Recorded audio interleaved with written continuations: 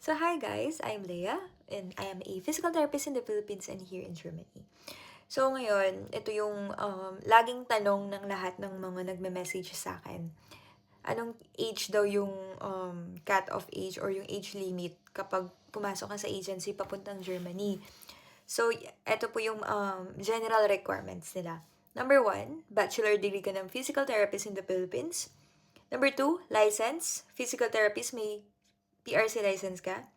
Number 3, minimum of 2 years work experience after passing the board exam. And number 4, yung age limit is 38 years old and below. So, kung 38 years old ka ngayon, pwede ka pang mag-apply. Okay, so ayun lang po yung general requirements nila. So, hindi po ako galit.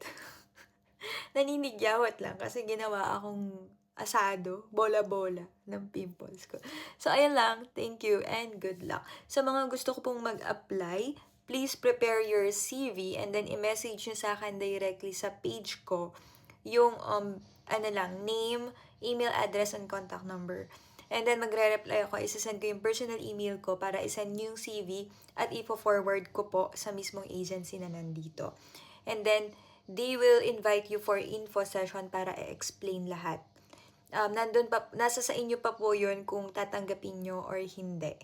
So, it doesn't mean na sinend ko na sa inyo or forward ko na is accepted na kayo. So, meron pa pong screening and konting interview lang, ganun. So, ayun lang. Thank you. Good luck!